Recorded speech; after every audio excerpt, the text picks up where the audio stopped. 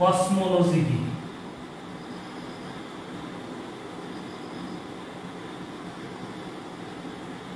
ঠিক আছে, তুমি লিখবা পৃথিবীর সৃষ্টি সংক্রান্ত বিদ্যা। পৃথিবীর সৃষ্টি সংক্রান্ত বিদ্যাকে আমরা বলি কসমোলজি। সেই জন্য আমাদের বিএসসি সিলেবাসে দেওয়া হলো পৃথিবীর সৃষ্টির ইতিহাস। একটু লেখো, পৃথিবীর সৃষ্টির ইতিহাস। আমাদের আজকে সিলেবাসের প্রথম অংশ হচ্ছে পৃথিবীর সৃষ্টির ইতিহাস। এখন আমাদের যদি দুই ধরনের প্রশ্ন হতে পারে, যে কসমোলজি কি এটা বলবো, এবং পৃথিবীর সৃষ্টির ইতিহাস কি এটা আমরা বলবো। এখন পৃথিবীর সৃষ্টির ইতিহাস পড়তে গেলে আমাকে দুটোটা জিনিস বুঝতে হবে। প্রথম কথা হচ্ছে মহাবিস্ফোরণটা কেমন হলো, কিভাবে পৃথিবী হলো, এই সম্পর্কে একটা ধারণা নিতে হবে। তাহলে আমরা আসলে ধারণা নিই, সেটা হলো একটু দেখো এই আলোচনাটা, যেখানে ভালো করে বুঝবে এই টপিক, এটার নাম হলো মাইক্রোস্ফিয়ার। মাইক্রোস্ফিয়ার, মাইক্রোস্ফিয়ার মানে ক্ষুদ্র ক্ষুদ্র অসংখ্য উপাদান আছে মাইক্রোস্ফিয়ার।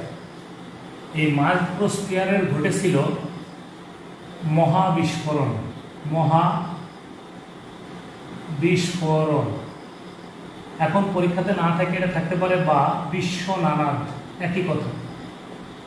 বিশ্বনানাদ মানে মহাবিস্ফোরণ, যা আজ থেকে 1500 থেকে 1700 কোটি বছর পূর্বে,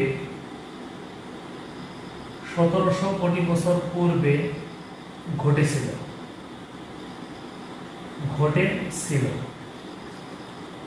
ভালো করে বুঝবো।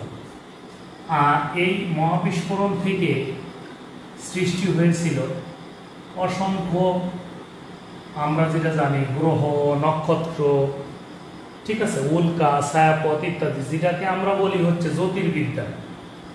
এরপরে যেটা তৈরি হয়েছিল সেটা জ্যোতির্বিদ্যা। আমরা যেহেতু পরীক্ষাতে পৃথিবীটা লাগবে, যেটা পৃথিবীর সৃষ্টি হয়েছিল আজ থেকে 450 থেকে 460 কোটি বছর পূর্বে। 450 থেকে 460 কোটি বছর পূর্বে, এখন এই পৃথিবী তৈরি হওয়ার পরে এখানে তৈরি হলো প্রাণীর উৎপত্তি। কি তৈরি হলো ভাই? প্রাণীর উৎপত্তি। যখন প্রাণীর উৎপত্তি হলো, এই প্রাণীর উৎপত্তি হয়েছে 100 কোটি বছর পূর্বে। 100 কোটি বছর পূর্বে। আর আজকে আমরা যেখানে দাঁড়িয়ে আছি সবাই, সেটাকে আমরা বলি আধুনিক পৃথিবী। কি বলি? আধুনিক পৃথিবী। আধুনিক পৃথিবী। আমরা বর্তমানে আছি।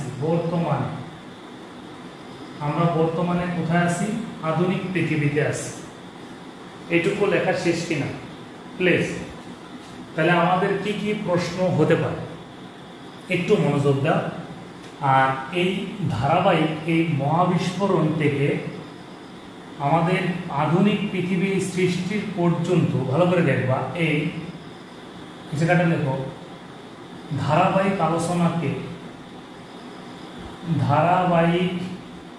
আলোচনা যেটা আমরা এখন বললাম, এই ধারাবাহিক আলোচনাকে বলা হয় বিগ ব্যাং। পরীক্ষাতে অনেক সময় আমাদের চাই, আমরা বুঝি না কি হোয়াট ইজ বিগ ব্যাং। তাহলে আমাদের বলতে পারে প্রথম কথা হলো, খুব ইম্পর্টেন্ট কথা হলো, এই পৃথিবী যে সৃষ্টি হলো, এই পৃথিবী সৃষ্টি হওয়ার আগে কি ঘটেছিল? মহাবিস্ফোরণ ঘটেছিল। কতদিন আগে ঘটেছিল? 1500 থেকে 1700 কোটি বছর পূর্বে ঘটেছিল। যে বস্তুটির মহাবিস্ফোরণ ঘটেছিল তাকে আমরা কি বলে থাকি? তাকে আমরা মাইক্রোস্ফিয়ার বলে থাকি। এখানে সব প্রশ্ন উত্তর দেওয়া আছে, একটু খেয়াল করো।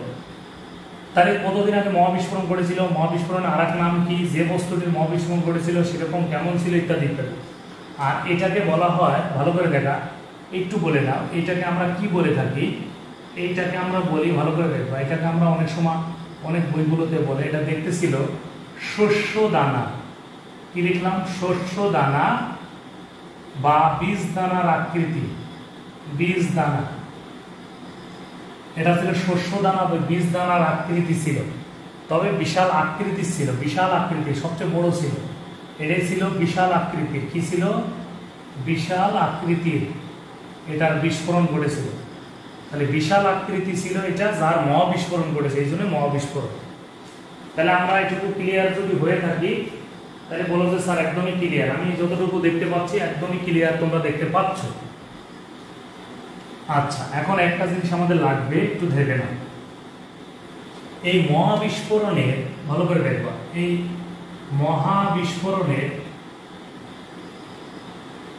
মহাবিস্ফোরণের আগের সময়কে বা পূর্বের সময়কে কি বলে? তখন তো টাইম বাউন্ড শুরুই হয়নি। মহাবিস্ফোরণের আমরা সময়কে বলে টাইম, আর যেহেতু টাইম শুরুই হয়নি তাহলে হবে জিরো, তাহলে আমরা সেটাকে বলি টাইম জিরো। 2 নম্বর হচ্ছে, দেখো যে গ্রহ নক্ষত্র নিয়ে, গ্রহ উপগ্রহ নক্ষত্র নিয়ে আলোচনা করে তাকে আমরা বলি কি? জ্যোতির্বিদ্যা বলি। কি বলি ভাই? জ্যোতির্বিদ্যা।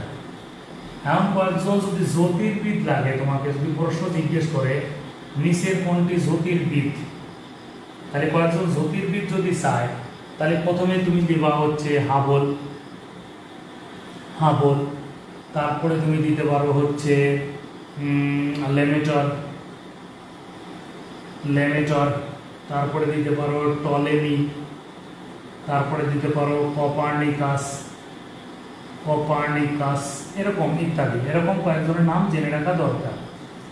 তবে আমরা যেটা ভুল করি সেটা জানা রাখি, যেমন স্টিফেন হকিংকে আমরা দুইটা নামে ডাকি। স্টিফেন হকিং মূলত হচ্ছে পদার্থবিদ ও আধুনিক জ্যোতির্বিদ। সেটাকে আমরা কখনোই জ্যোতির্বিদ বলতে পারবো না, এটাকে আমরা বলতে হয় পদার্থবিদ ও আধুনিক জ্যোতির্বিদ।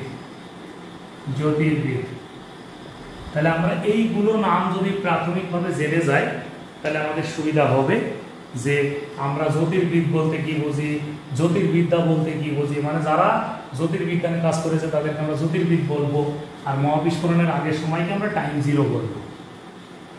এখন তোমার প্রশ্ন হতে পারে, স্যার যে জ্যোতির্বিজ্ঞানের জনককে অনেক সময় আসে যে জ্যোতির্বিজ্ঞানের জনক হলো গ্যালিলিও না, হিমপার্টস। জ্যোতির্বিজ্ঞানের জনক কে বলো তো? জ্যোতির্বিজ্ঞানের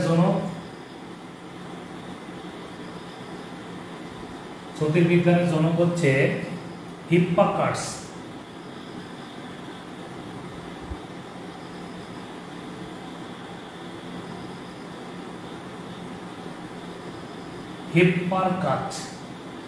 হিপ্পার্কাস। আর যদি বলে জ্যোতির্বিজ্ঞানের আধুনিক জনক, তাহলে হবে হলো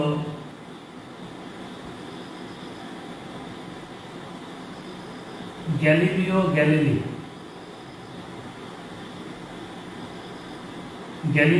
গ্যালিলি। ঠিক আছে, এটা হলো আধুনিক জনক।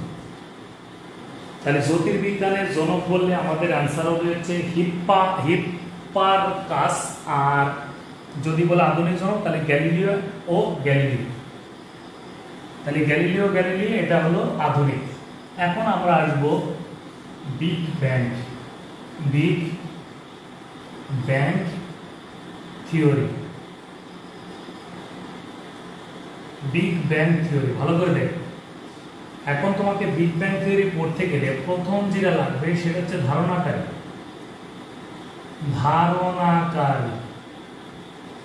খুব ইম্পর্টেন্ট পয়েন্ট হচ্ছে ধারণাকারী হচ্ছে এডউইন হাবল। ক্লিয়ার? এটাকে আমরা কেউ বলি, শর্ট ফর্মে বলি এ হাবল। এখন এই সালটা ছিল কত? এই ধারণার সাল 1920 সাল, ইউএসএ। এর ধারণাটা কি ছিল? ধারণাটা ছিল হচ্ছে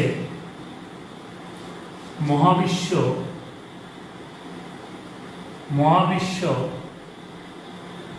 ক্রমেই সম্প্রসারিত হচ্ছে। একটু খেয়াল করো, সম্প্রসারিত হচ্ছে। এই কথাটা যদি বলে তাহলে আমাদের বলতে হবে এডউইন হাবল বা এ হাবল। তাহলে বিগ ব্যাং থিওরি যেটা আমরা আলোচনা করে এসেছি, এটা কে ধারণা করেছিলেন? এডউইন হাবল বা এ হাবল 1920 সাল আমেরিকাতে। ধারণাটা ছিল যে মহাবিশ্ব ক্রমেই সম্প্রসারিত হচ্ছে। এরপরে কিন্তু কিছু বলে না। যদি বলতো আর থামবে না, তাহলে কিন্তু বলতে হতো স্টিফেন হকিং। এইটুকু আমরা ক্লিয়ার কিনা? প্লিজ সবাই রেসপন্স করো, ক্লিয়ার কিনা? আমরা লেখাটা ক্লিয়ার কিনা? আশা করি ক্লিয়ার হওয়ার কথা। হ্যাঁ, ধারণাকারী আমরা পারবো। এখন আমরা আসবো বর্ণনাকারী।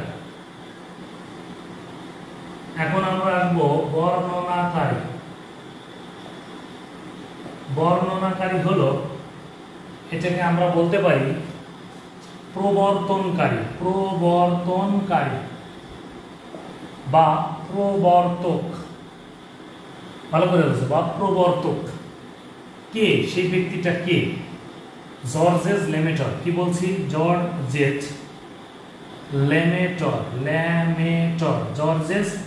লেমেটর। একটু খেয়াল করে দেখো, জর্জেস লেমেটর আমরা না বলে অনেক জায়গায় লেখা আছে জে লেমেটর, রাইট? এখন তোমাকে জিজ্ঞেস করতে পারে এটা সাল ছিল কত? 1927 সাল, বেলজিয়াম। আচ্ছা, 1927 বেলজিয়াম। আর তার বর্ণনাটা হচ্ছে চিত্র। একটু আগে যে চিত্র এঁকেছে এটি হলো বর্ণনা। তাহলে আমরা এটা পারবো কিনা? আমরা বলেছি ক্লিয়ার কিনা যে প্রথমেই করেছি ধারণাকারী, এরপরে বর্ণনাকারী, এরপর আমরা যাবো ব্যাখ্যাকারী। আমরা প্রশ্ন পরীক্ষাতে বলতে পারে বিগ ব্যাং থিওরির প্রবর্তককে, বা শুধু বলতে পারে, বা শুধু বিগ ব্যাং বলতে পারে। এটাও লিখে দিলাম। পরীক্ষাতে শুধু বিগ ব্যাংও বলে প্রশ্ন করতে পারে। একই কথা, বিগ ব্যাং মানে বিগ ব্যাং থিওরিকে বোঝানো হয়। আমরা যদি ক্লিয়ার হই বিগ ব্যাং মানে বিগ ব্যাং থিওরি, এটি ক্লিয়ার হতে পারলাম ইনশাআল্লাহ না? এরপর হচ্ছে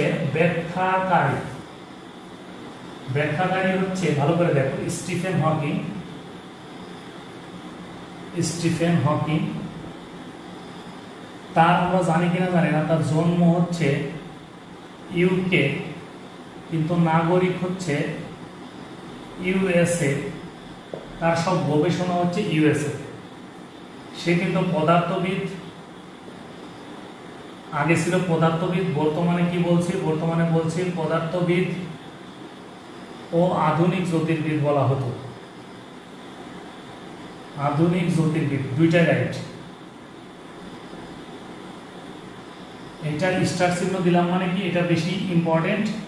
এটা থাকলে এটাই দাগাইতে হবে, এই জন্য। এটা না থাকলে উপরেটা দাগানো যাবে। এবং ব্যাখ্যাটা প্রদান যে করেছেন, এই ব্যাখ্যা প্রদান যে বইটাতে করেছেন, ব্যাখ্যাটা যে বইয়ে দিয়েছেন, সেই বইটা হলো a brief history of time. A brief history of time, তোমরা বইটার নাম জানো আগে থেকে। এ ব্রিফ হিস্টোরি অফ টাইমের বাংলাটা কি হবে দেখো। বাংলাটা হচ্ছে অফ টাইম মানে কালের, এ মানে একটি, ব্রিফ মানে সংক্ষিপ্ত, হিস্টোরি মানে ইতিহাস। A brief history of time. এখন একটু খেয়াল করে দেখো, এই বইটা লেখা শুরু হয়েছিল, 1960 সালে। ঠিক আছে, সময় লেগেছে, সময় প্লাস 28 বছর সময় লেগেছে। এরপরে 1988 সালে প্রকাশিত হয়েছে। ভালো করে বোঝো, 1960 সালে লেখা শুরু করেছে, 28 বছর করে লিখেছে, 1988 সালে প্রকাশিত করেছে। বিষয়টা ক্লিয়ার কিনা আমি জানি না, একটু রেসপন্স করো, ক্লিয়ার কিনা? তাহলে আমরা কি বলছি, স্টিফেন হকিংসের জন্ম বললে ইউকে, নাগরিক বললে ইউএসএ। পদার্থবিদ থাকলে পদার্থবিদ, কিন্তু অনেক সময় যদি দুইটাই থাকে তাহলে আমরা এটাকে লাগাবো পদার্থবিদ আধুনিক জ্যোতির্বিদ। বইটার নাম চাইতে পারে a brief history of time, Bangla কালের একটি সংক্ষিপ্ত ইতিহাস। বইটা লেখা শুরু হয়েছিল 60 সালে, 28 বছর করে লেখা হয়েছে এবং 88 সালে প্রকাশিত হয়েছে। ক্লিয়ার? এখন দেখো যে ব্যাখ্যাটা কি ছিল, মানে স্টিফেন হকিংসের ব্যাখ্যাটা কি ছিল। ব্যাখ্যা ছিল হচ্ছে মহাবিশ্ব ক্রমেই সম্প্রসারিত হচ্ছে, মহাবিশ্ব ক্রমেই সম্প্রসারিত হচ্ছে, আর থামবে না। মহাবিশ্ব ক্রমেই সম্প্রসারিত হচ্ছে, আর থামবে না। এই তত্ত্বকে বর্তমানে মুক্ত স্থিতি তত্ত্ব নামে ডাকা হয়।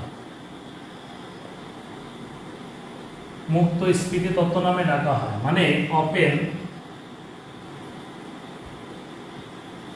Inflation theory. Open inflation theory হচ্ছে মুক্ত স্থিতি তত্ত্ব।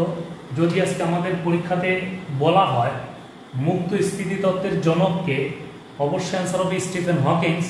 রিটেনে যদি প্রশ্ন আসে মুক্ত স্থিতি তত্ত্ব বা দা ওপেন ইনফ্লেশন থিওরি বর্ণনা করো, তাহলে এইটুকু